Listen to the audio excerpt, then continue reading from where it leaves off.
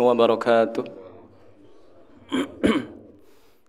Alhamdulillahi ala ihsanihi wa syukru lahu ala taufiqihi wa amtinanihi.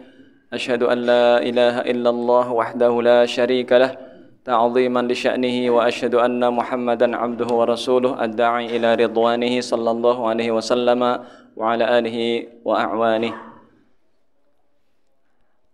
Ya ayyuhalladzina amanu taqullaha haqqa tuqatih wa la tamutunna illa wa antum muslimun. Amma ba'du, fa ya ayyuhal hadirun wal hadirat a'azzana Allah wa iyyakum. Para jamaah kaum muslimin Masjid As-Samad yang semoga dimuliakan Allah Azza wa Jalla. Mari kita bersyukur pada Allah Azza wa Jalla pada pagi hari ini kita kembali dimudahkan langkah kaki kita untuk menuntut ilmu, memperdalam urusan agama kita. Semoga kita dimudahkan Allah untuk memahami apa yang akan disampaikan dan diberikan taufik untuk mengamalkan apa yang telah kita fahami. Allahumma 'allimna ma yanfa'una wanfa'na bima 'allamtana wa zidna ilman ya karim. Salawat dan salam mari kita sampaikan kepada Nabi kita Muhammad sallallahu alaihi wasallam, pada seluruh keluarga, para sahabat, para tabi'in, para tabi'un tabi'in dan pengikutnya hingga akhir zaman. Pada pertemuan sebelumnya kita telah membahas pembatal wudu, betul?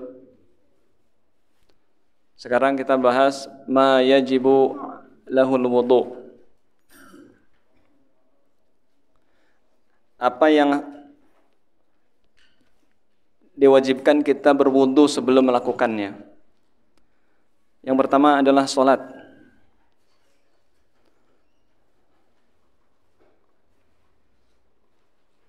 Spidolnya nggak ada.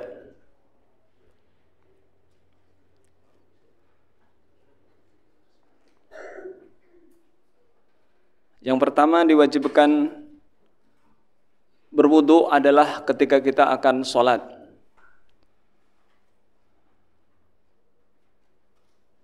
Berdasarkan firman Allah Azza wa Jalla dalam surat Al-Maidah ayat 6. Ya ayyuhalladzina amanu idza qumtum ilas salati faghsilu wujuhakum wa aydiyakum ilal marafiqi wamsahu bi ru'usikum wa arjulakum ilal ka'bayn. Wahai orang-orang yang beriman, jika kalian akan melaksanakan sholat, maka basuhlah wajah kalian dan tangan kalian sampai ke siku. Kemudian usaplah kepala kalian dan basuhlah kedua kaki kalian sampai mata kaki. Itu dalil bahwa sebelum kita salat wajib berwudu. Kalau tidak berwudu, maka salatnya tidak sah. Kalau tidak berwudu maka salatnya tidak sah. Berdasarkan hadis Rasulullah sallallahu alaihi wasallam, beliau bersabda, la salata bi ghairi tuhur. Tidak salat tanpa berwudu, tidak ada salat jika tanpa berwudu. Ada papan tulis tapi nggak ada spidol, gimana nih? Berarti nulisnya pakai bayangan.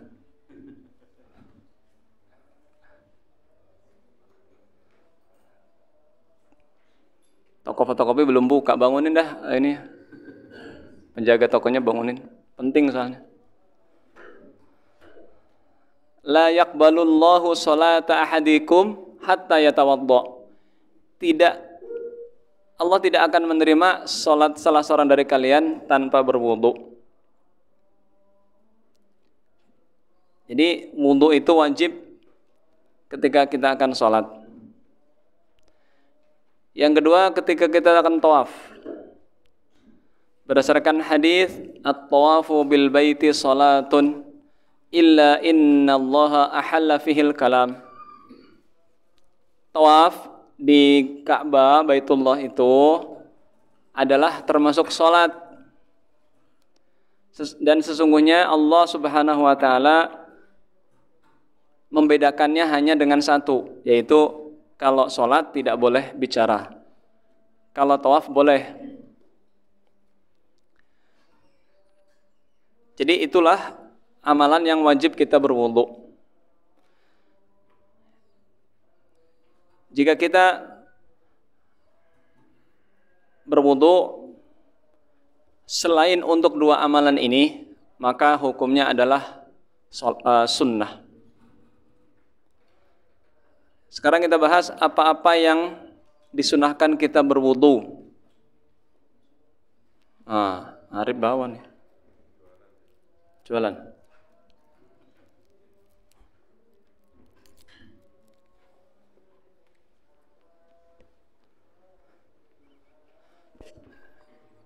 Antum punya proyektor enggak? Kalau punya, nanti saya pakai laptop disorot ke sini. Jadi tinggal tampakkan di papan tulis muncul penampakan. Kita akan melihat penampakan. Ada yang punya proyektor enggak?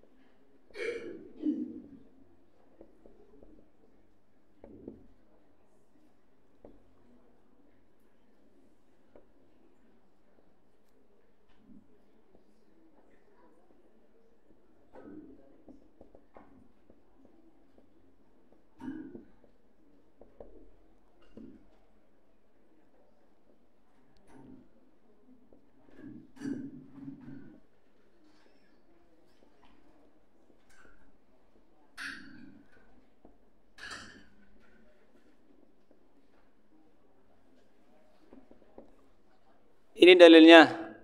Ya ayyuhalladzina amanu idza qumtum ila sholati faghsilu wujuhakum wa aydiyakum ilal marafiqi wamsahu bi ru'usikum wa arjulakum ilal ka'bain. Al-Maidah ayat 6.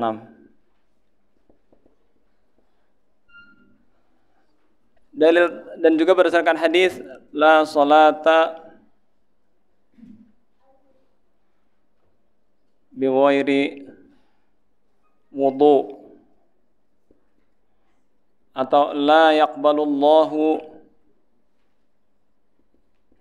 salata ahadikum hatta yatawadda atau la yaqbalullahu salata ahadikum bi ghairi tuhur.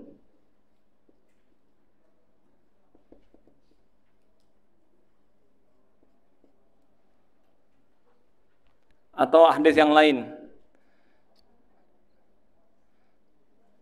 la yaqbalullahu salata ahadikum idza ahdatsa hatta yatawadda.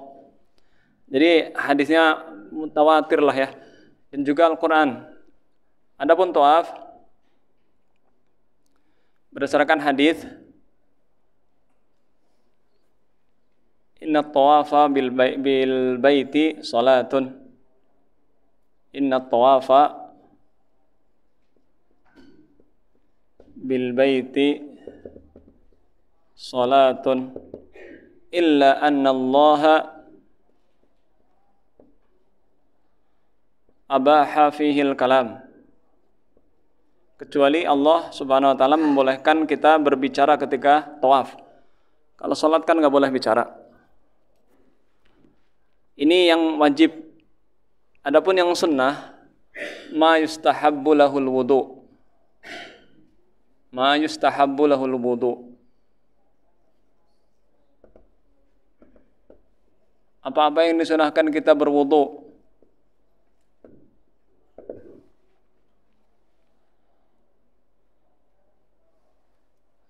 Jadi kita disunahkan untuk berwudu pada kondisi apa saja? Yang pertama, zikrullah.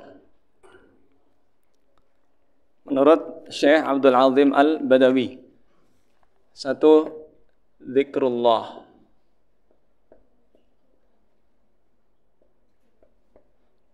Kedua, akan tidur. Ketiga, ketika junub. Keempat, sebelum mandi besar.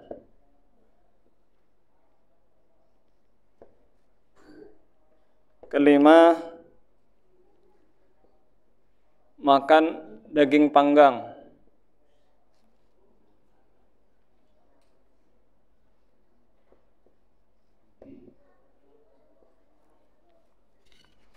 Keenam, likulli shalah. Ketujuh, inda kulli hadath. Setiap kita berhadas.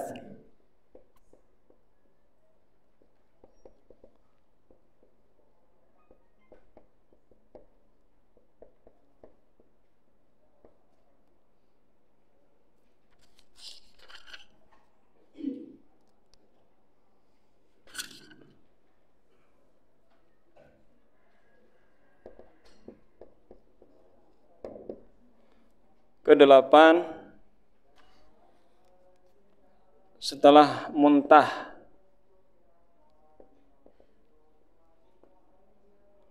Sembilan, min hamlil mayyit.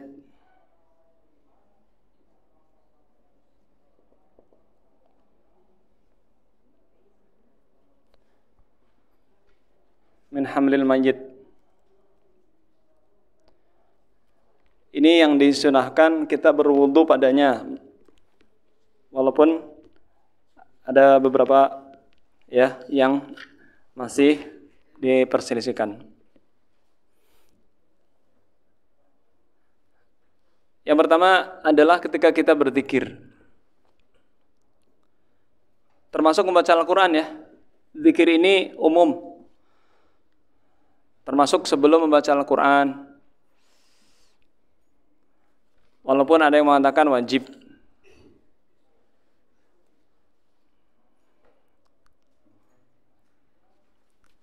Pertama berdasarkan hadis bahwa kita disunahkan untuk berwudu adalah berdasarkan hadis ketika Rasulullah sallallahu alaihi wasallam itu sedang buang hajat. Buang hajat di zaman dahulu kan tidak seperti sekarang ya. Jadi kita kalau zaman dulu tuh ngelihat orang lagi buang hajat. Kemudian ada seseorang yang mengucapkan salam, namanya Muhajir bin Qunfudh. Ya, ketika beliau berwudu, Rasulullah baru menjawab salam. Jadi ketika Rasulullah alaihissalam sedang buang hajat, Muhajir bin Qunfudh ini mengucapkan salam, Assalamualaikum. Kemudian Rasulullah tidak menjawab. Tidak menjawab. Padahal menjawab salam hukumnya apa? Wajib.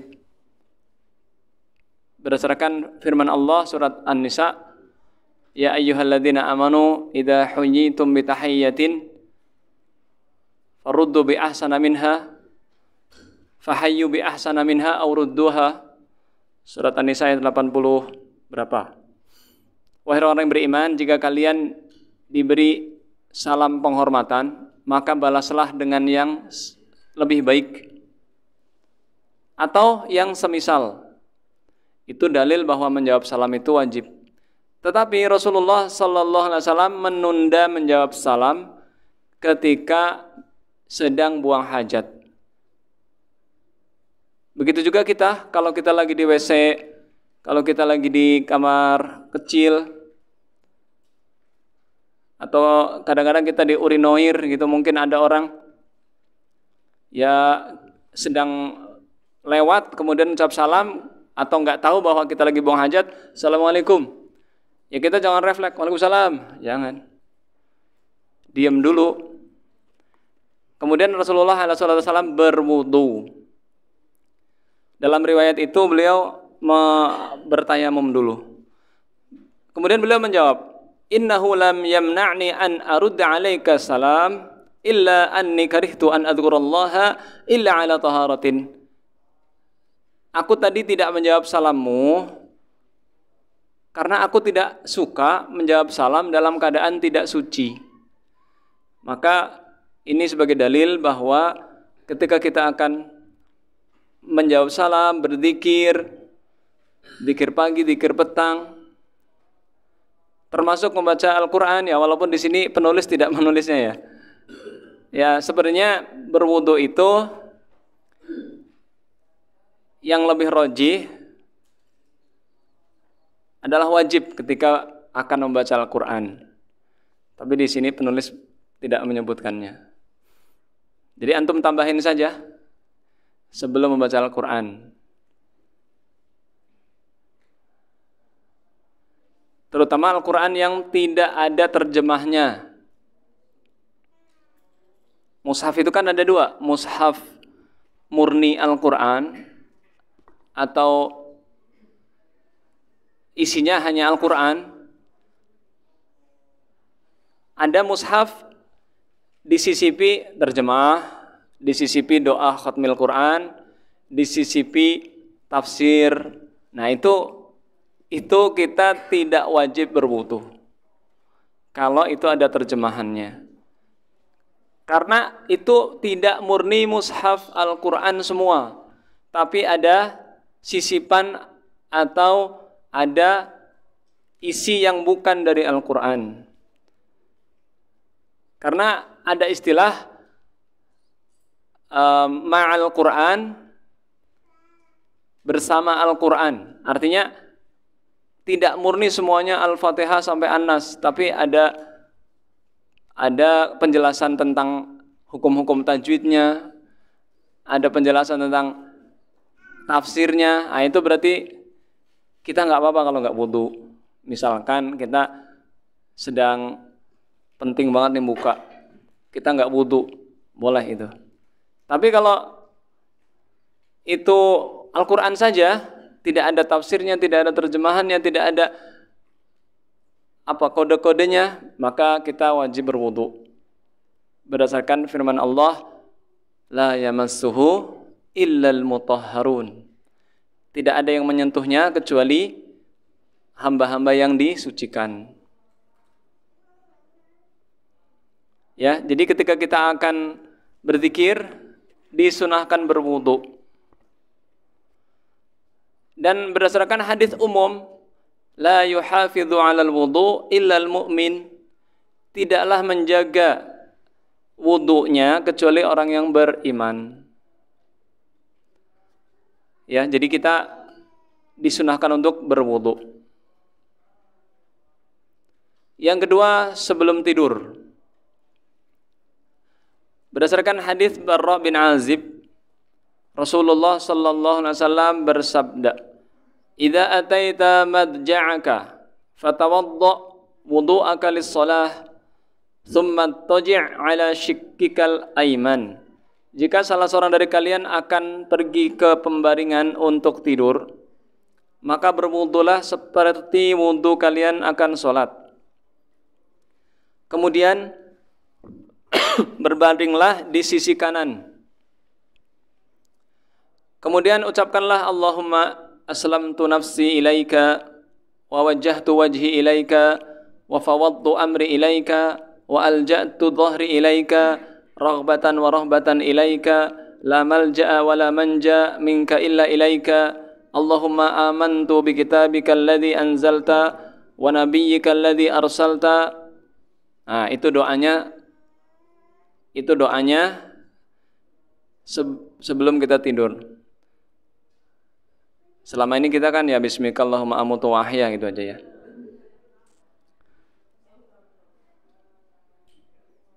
Terutama emak-emak capek seharian, udahlah bismikallahumma amutu wa ahya. Ya enggak apa-apa, itu juga sah. Ini doa sebelum tidur. Doanya apa? Ya Allah, aku menyerahkan diriku kepadamu. Aku menghadapkan wajahku kepadamu. Aku menyerahkan urusanku kepadamu. Aku berlindung atau menyandarkan punggungku kepadamu. Dengan penuh berharap dan rasa takut kepadamu. Tidak ada tempat berlindung dan tempat keselamatan darimu kecuali kepadamu. Ya Allah, aku beriman kepada kitabmu yang kau turunkan, kepada nabimu yang kau utus. Kemudian Rasulullah menjelaskan, fa in mitta min lailatika fa anta 'alal fitrah. Jika engkau meninggal pada malam itu, maka engkau meninggal di atas fitrah. Waj'alhunna akhira ma tatakallamu bihi. Dan jadikanlah itu hal terakhir yang kalian ucapkan sebelum tidur. Hadis riwayat Bukhari Muslim. Ayo bareng-bareng ya, kita apalin ya. Allahumma aslamtu nafsi ilaika. Allahumma aslamtu nafsi ilaika. Wa wajjahtu wajhi ilaika. Wa wajjahtu wajhi ilaika. Wa fawwadtu amri ilaika. Wa fawwadtu amri ilaika. Wa alja'tu dhahri ilaika. Wa alja'tu dhahri ilaika. Raghbatan wa rahbatan ilaika. Raghbatan wa rahbatan ilaika. Yang pertama pakai ain, raghbatan. Yang kedua pakai ha, rahbatan. Raghbatan wa rahbatan ilaika. La malja'a wa la manja minka illa ilaika. La malja'a. Pakai lam dulu. La malja'a wa la manja minka illa ilaika. Allahumma amantu bi kitabika alladhi anzalta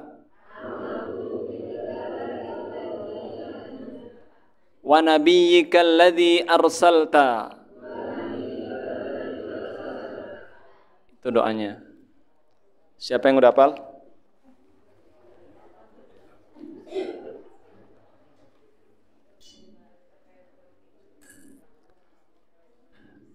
Ya, luar biasa ya doanya. Ini Rasulullah Bu sallallahu alaihi wasallam, Pak. Sudah diampuni dosanya, walaupun misalkan ada istrinya 11, anaknya 7, kendaraannya banyak, sibuknya minta ampun, salat malamnya 11 rakaat, bacanya Al-Baqarah, Ali Imran, An-Nisa, masih sempat doa ini Pak. Kita istri 1, anak berapa anak? Anak 1, rumah 1, kendaraan 1. Kita junub, mau makan, mau minum, maka kita disunahkan untuk berwudu. Mau makan, mau minum, mau tidur. Misalkan ya ketika suami istri yang belum punya suami istri merem ya.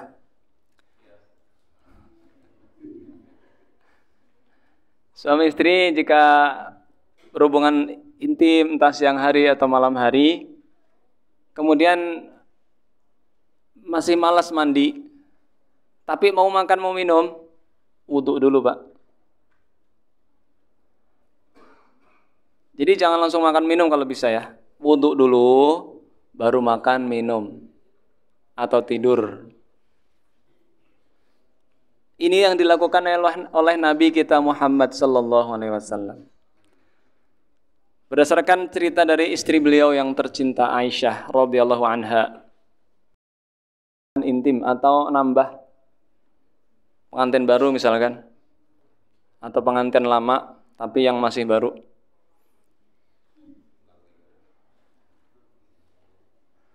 Berdasarkan hadis, "Idza ata ahadukum ahlahu thumma arada an ya'uda falyatawadda." Jika salah seorang dari kalian mendatangi istri kalian berhubungan intim, kemudian ingin mengulanginya lagi, maka berwudulah. Hadis ini riwayat Imam Muslim, Abu Dawud, Tirmidzi, An-Nasai, Ibnu Majah. Karena supaya lebih segar, lebih fresh, dan lebih bersih. Ya, disunahkan untuk berwudu. Yang keempat, qoblal ghusli, sebelum mandi. Sama saja apakah mandinya mandi wajib atau mandi yang sunnah. Jadi sebelum kita mandi Pak, itu kan disunahkan berwudu.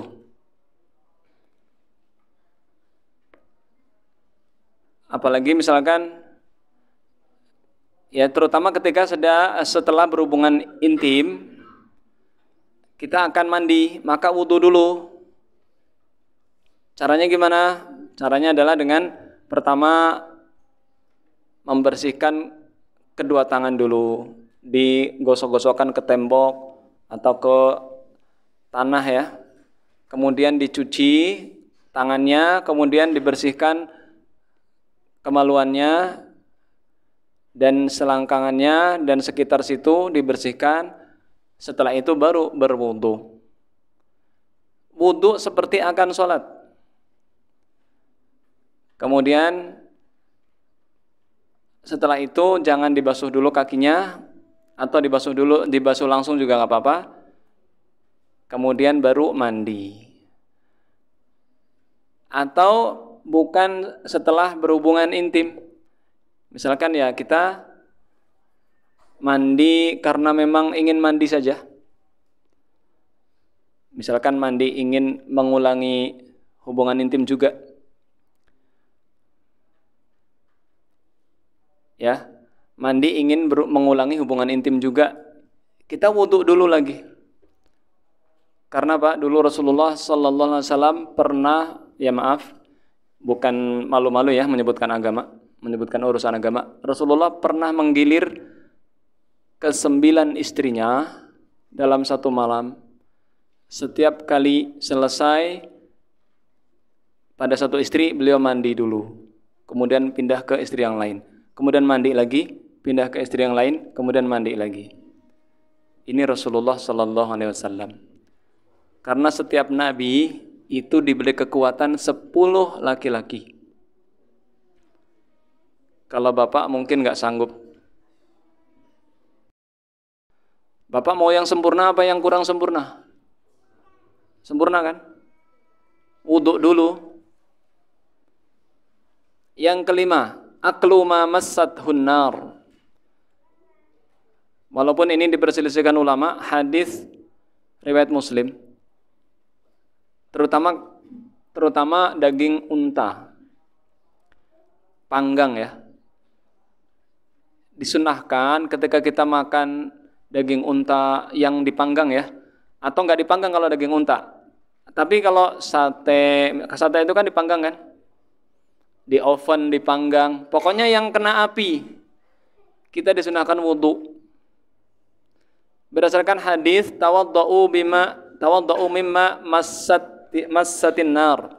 Berwudulah dari apa-apa yang tersentuh api, artinya yang dipanggang. Jadi kalau Bapak habis makan sate disunahkan wudu, Pak. Dan berdasarkan hadis dari Amr bin Umayyah ad-Domari, beliau mengatakan, "Ra'aitu an-nabiyya sallallahu alaihi wasallam yahtazzu min katifi syat fa'akala minha fadu'a ila shalah faqama wa taraha as-sikin wa shalla wa lam yatawadda." Bahkan beliau yang menjadikan ini sunnah adalah karena beliau pernah makan daging kambing, paha kambing.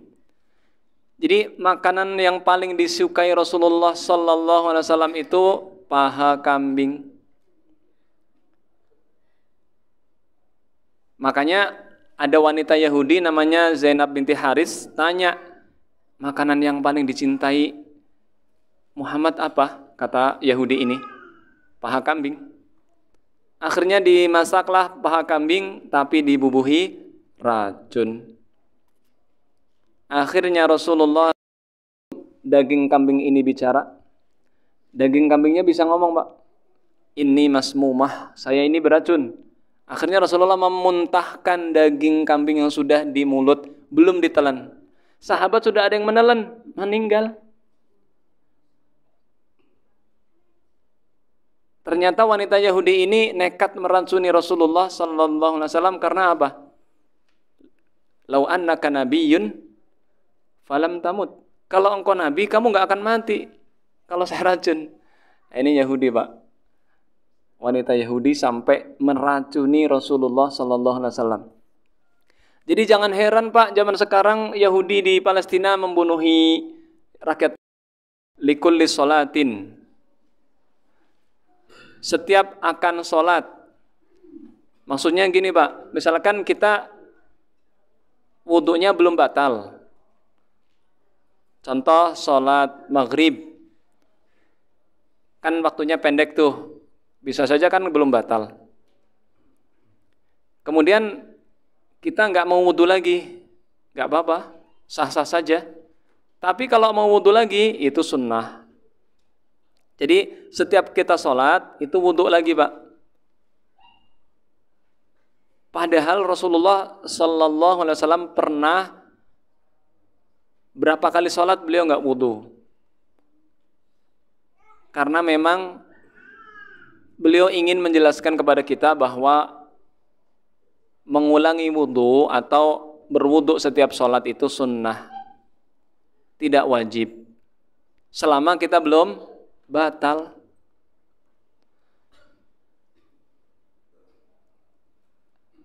Kana Nabiyyu sallallahu alaihi wasallam yatawaddau 'inda kulli shalah. Adalah Rasulullah sallallahu alaihi wasallam itu berwudu setiap kali akan salat. Falamma kana yaumul fathi tawaddaa. Ketika hari penaklukan Mekah, beliau berwudu. Wa masaha 'ala khuffaihi. Dan beliau mengusap di atas sepatunya. Jadi kalau kita pakai sepatu, kemudian kita ketika memakai sepatu itu, kaki kita dalam keadaan sudah berwudu, sudah dibasuh, kemudian kita pakai kaos kaki atau enggak pakai kaos kaki, yang penting menutupi bagian yang wajib dibasuh. Maka Pak, kalau kita misalkan kemudian hadas kecil, kita nggak apa-apa, Pak, nggak mencopot, nggak melepas sepatu kita, kemudian kita mengusap di atas sepatu itu. Ini hukumnya boleh. Tapi zaman sekarang kayaknya jarang ya. Sepatunya dicopot terus. Kenapa zaman dulu Rasulullah beberapa kali mengusap di atas sepatu? Karena zaman dulu kan masjidnya masih pasir, masih tanah. Kalau zaman sekarang antum pakai sepatu ke masjid ya diomelin. ya apa namanya, dilepaslah ya kalau di masjid-masjid di kita. Adapun kaos kaki ya itu berselisih ulama apakah mengusap di atas kaos kaki atau tidak. Walaupun yang lebih kuat boleh mengusap di atas kaos kaki, tapi dengan syarat-syarat yang akan dibahas pada pertemuan episode berikutnya. Wa shalla salawat bi wudu'in wahidin. Beliau kemudian salat wajib, beberapa salat, entah 3 entah 4, dengan satu wudu. Jadi boleh Pak, antum misalkan nih salat asar belum batal, maghrib nggak wudu, belum batal, isya nggak wudu, nggak apa-apa Pak. Apalagi misalkan di tempat yang memang dingin, di puncak misalkan, atau di tempat yang memang suhunya sangat dingin di sono, Eropa misalkan, antum nggak kuat wudu, atau wudu pakai air anget, ya nggak apa-apa. Tapi kalau antum mau dapat pahala lebih, al-wudu inda al-karohah atau inda asyiddah, berwudu ketika berat. Berwudu, menyempurnakan wudu ketika kondisi berat atau ketika kondisi dingin, itu pahalanya lebih besar Pak. Tetapi kalau nggak wudu karena memang belum batal, tidak masalah. Karena hukum mengulangi wudu adalah sunnah.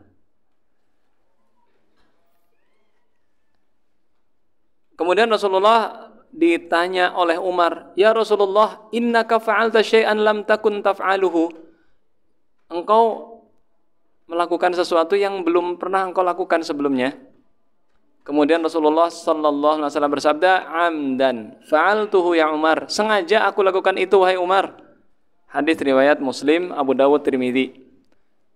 Jadi sekali-kali Pak, boleh kita asar, maghrib, isya satu wudu. Tapi kalau subuh nyampe asar, nyampe duhur nyampe asar ya berat ya. Tapi kalau duhur, asar, maghrib, isya mungkin tuh, walaupun berat juga. Berarti antum nggak kentut, nggak buang air kecil, nggak buang air besar. Tapi nggak usah ditahan-tahan kalau pengen mah. Aduh, saya pengen sekali-kali mengamalkan apa yang pernah dilakukan Rasulullah. Tapi kebelet gimana ya? Nggak usah ditahan-tahan. Kalau batal ya udah batal. Sekali-kali Pak. Ketujuh, inda kulli hadas. Kapan kita disunahkan wudu? Setiap kali kita buang hadas. Hadas kecil tentunya Pak. Kalau hadas besar kan harus mandi. Setiap kali antum kentut, wudu. Setiap kali selesai buang air kecil, wudu. Selesai buang air besar, wudu. Setelah wudu, sholat 2 rakaat. Itu hukumnya sunnah.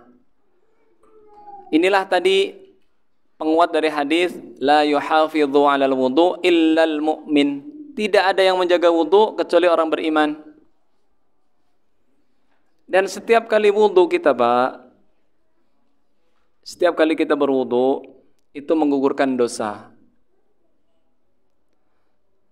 Menggugurkan dosa-dosa kita. Rasulullah ya pernah menanyakan kepada Bilal, karena Rasulullah alaihissalam mendengar suara sendalnya Bilal, derap langkah sepatunya Bilal, sendalnya Bilal itu di depan Rasulullah di surga. Inilah Pak keistimewaan amal rahasia. Kalau bisa Pak, kita memiliki amal rahasia. Amal yang tidak kita beritahu ke orang lain. Entah sholat rahasia. Ya maksudnya antum rutin nih sholat sunnah mutlak apa gitu. Salat sunnah mutlak tuh salat sunnah yang tidak ada namanya. Tapi benar-benar rahasia, nggak ada yang tahu, antum saja yang tahu. Atau sedekah rahasia, atau wirid dengan suatu wirid yang selalu antum baca. Dan antum tidak usah cerita ke orang lain. Usahakan kita, Pak, ada salah satu amal lah yang kita rahasiakan. Ada khib'un. Khib'un itu artinya amal yang tersembunyi, yang tahu hanyalah kita dan Allah Subhanahu wa taala. Berdasarkan hadis, Rasulullah bertanya kepada Bilal, "Ya Bilal, bima sabaqtani ilal jannah? Inni dakhaltul barihatal jannah fasami'tu khoshataka amami." Dalam riwayat yang lain, "Ma arja amalin fa'altahu fil Islam." Wahai Bilal, aku mendengar derap sepatumu di surga di depanku. Mendengar, Pak. Ya, Bilalnya masih hidup saat itu, tapi suara derap sepatunya sudah di surga. Luar biasa, Pak. Aku semalam itu masuk ke dalam surga. Bermimpi, Pak, ya. Karena Rasulullah pernah melihat surga dan pernah memetik anggur di surga. Ya, tapi beliau belum secara sempurna masuk ke dalam surga. Walaupun beliau dipersilahkan untuk memetik, tapi apakah beliau masuk ke dalam surga benar-benar atau hanya diperlihatkan saja? Karena surga itu ada penjaganya, sedangkan saat itu tidak ada riwayat penjaganya. Yang jelas Rasulullah pernah masuk ke dalam surga. Pada saat beberapa kali beliau bermimpi dan juga ketika Isra Mi'raj. Ini butuh penjelasan lagi, apakah beliau saat Isra Mi'raj masuk ke dalam surga atau hanya melihat. Adapun ini Rasulullah mendengar Bilal suara derap sepatunya di surga. Kemudian Rasulullah bertanya, dengan amalan apa atau amalan yang paling engkau harapkan dan engkau andalkan di dalam Islam apa engkau masuk surga? Sebenarnya Bilal tidak mau memberitahu, Pak. Tapi karena ini yang bertanya adalah Rasul sallallahu alaihi wasallam, akhirnya Bilal membuka rahasianya.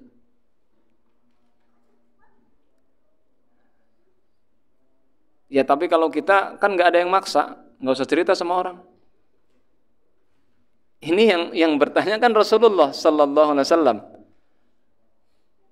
Kalau antum nggak ditanya kadang-kadang cerita gitu. Kita nggak ditanya kadang-kadang cerita gitu. Ini Bilal nggak pernah cerita sama siapapun, sama Rasulullah aja nggak cerita kalau nggak ditanya.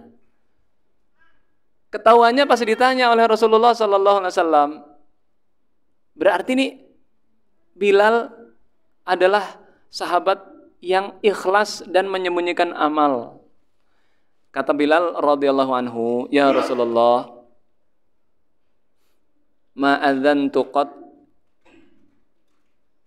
ya, ma ahdatsu qad atau ma adzantu qad illa shallaitu rak'atain wala asabani hadatsun qad." Artinya gini, tidaklah aku memiliki kesempatan kecuali aku langsung sholat 2 rakaat, salat sunnah mutlak. Wala asabani hadatsun qad illa tawaddatu 'indahu. Dan tidaklah aku berhadas, hadas kecil, Pak, ya, kecuali aku langsung berwudu dan sholat 2 rakaat. Kemudian Rasulullah sallallahu alaihi wasallam bersabda, "Lihada." Ini sebabnya wahai Bilal. Inilah yang menjadi dalil sholat sunnah wudu. Kita kan jadi tahu Pak, ada sholat sunnah wudhu. Sebagian para pecinta bid'ah itu berdalil dengan hadis Bilal. Tuh, Bilal mengerjakan apa yang tidak dikerjakan Rasulullah sallallahu alaihi wasallam. Jawabannya gampang, Pak. Jawabannya satu. Bilal mengerjakan sholat. Sholat hukumnya apa, Pak? Sholat selain yang 5 waktu. Sunnah kan? Secara umum ada dalilnya sholat. Walaupun berkaitan setelah wudhu.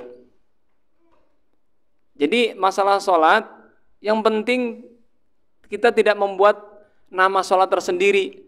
Bilal hanya beliau berpendapat, berijtihad, setiap kali berhadas, saya mau sholat. Yang kedua, perbuatan Bilal disetujui oleh Rasulullah sallallahu alaihi wasallam. Sedangkan Rasulullah adalah pembuat syariat. Ya. Rasulullah bersabda atau berbicara tidak dengan hawa nafsu. Wa ma yantiqu 'anil hawa in huwa illa wahyu yuha. Dan tidaklah yang diucapkan itu apa yang berasal dari hawa nafsunya, tetapi yang diucapkan adalah wahyu yang diwahyukan oleh Allah Subhanahu wa taala. Nah sekarang kalau orang-orang mengadakan perbuatan bid'ah, siapa yang menyetujuinya? Kemudian sholat 2 rakaat. Enggak sholat juga enggak apa-apa, yang penting berwudu. Enggak berwudu juga enggak apa-apa, tapi kalau kita mau pahala, ya berwudu.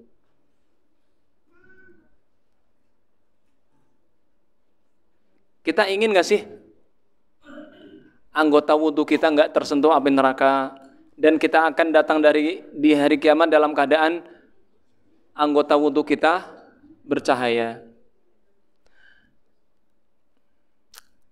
Ya, berdasarkan hadis, Inna ummati yub'atsuna yaumal qiyamah ghurran muhajjalina min atharil wudhu. Faman istata'a minkum an yutila ghurratahu falyaf'al. Sesungguhnya kalian dibangkitkan di hari kiamat dalam keadaan bersinar anggota wudhunya, wajahnya, tangannya, lututnya. Barang siapa ingin memanjangkan sinarnya, cahayanya, maka sempurnakanlah wudhunya. Artinya kita lebihkan dan kita sempurnakan anggota wudhu. Jangan asal-asalan. Kedelapan, minal qai'i, setelah muntah. Berdasarkan hadis Ma'dan ibni Abi Talhah dari Abi Darda bahwa Rasulullah sallallahu alaihi wasallam qa'a fa'aftara fatawadda'a. Rasulullah sallallahu alaihi wasallam pernah muntah, kemudian beliau membatalkan puasanya, kemudian beliau berwudu. Falaqitu Thawban fi masjidi Dimashq. Aku bertemu Thawban di Masjid Dimashq. Fadzakartu dzalika lahu faqala shadaqa ana sababtu lahu wudu'ahu. Betul, akulah yang menyediakan wudunya, kata Thawban. Ini menunjukkan kalau seseorang muntah pada saat puasa, misalkan muntah, kalau nggak sengaja nggak batal sih. Kalau sengaja batal puasanya. Tapi di sini Rasulullah sallallahu alaihi wasallam membatalkan puasanya. Kemudian beliau berwudu. Kesembilan, min hamlil mayyit, setelah mengusung jenazah atau akan mengusung jenazah atau setelah. Man ghassala mayyitan falyaghtasil. Barang siapa yang memandikan jenazah, maka mandilah. Misalkan kita nih, ada nggak di sini yang sering mandikan jenazah? Semuanya pernah mandikan jenazah belum yang di sini? Belum ya? Takut atau gimana? belum ngerti ilmunya. Harus ada daurah nih, daurah memandikan jenazah, mengkafani jenazah. Masa ntar kalau ada orang meninggal dunia ngundang orang gitu dari jauh-jauh. Di sini nggak ada yang mau ngurus. Man ghassala mayyitan falyaghtasil. Barang siapa memandikan jenazah, maka mandilah. Wa man hamalahu falyatawadda. Barang siapa memanggul jenazah, barang siapa yang membawa jenazah, maka berwuduklah. Kalau zaman sekarang kan orang bawa jenazah kan jenazahnya tutup ya, tertutup ya. Sebenarnya dulu zaman Rasulullah nggak ada ditutup-tutupi gitu, Pak. Kelihatan jenazahnya, kelihatan kain kafannya. Kalau kira-kira zaman sekarang ada begitu gimana, Pak? Pada masuk rumah semua kali ya. Sebenarnya nggak ada itu ditutup-tutupi kain hijau, asyhadu alla ilaha illallah, dikasih bunga-bunga, dipayungi. Dulu pas hidup nggak pernah dipayungi. Sekarang udah mati dipayungi. Emang dia kepanasan mayit? Nggak ada mayit kepanasan. Nggak, dulu waktu hidup nggak pernah dikasih bunga. Sekarang udah mati dikasih bunga. Emang dia bisa nyium? Dulu sebelum meninggal dia minta maaf, dia nggak pernah minta maaf. Pas sudah mati, maafkan aku ya. Ya udah mati. Semoga yang benar ya, semuanya yang benar dari Allah, yang salah dari saya pribadi, dan semoga kita dimudahkan Allah Subhanahu wa taala untuk mengamalkan sunnah Rasulullah sallallahu alaihi wasallam. Wassallallahu ala nabiyyina Muhammadin sallallahu alaihi wasallam wa akhiru da'wana alhamdulillahirabbil alamin. Subhanakallahumma wa bihamdika asyhadu an la ilaha illa anta astaghfiruka wa atubu ilaik. Assalamualaikum warahmatullahi wabarakatuh.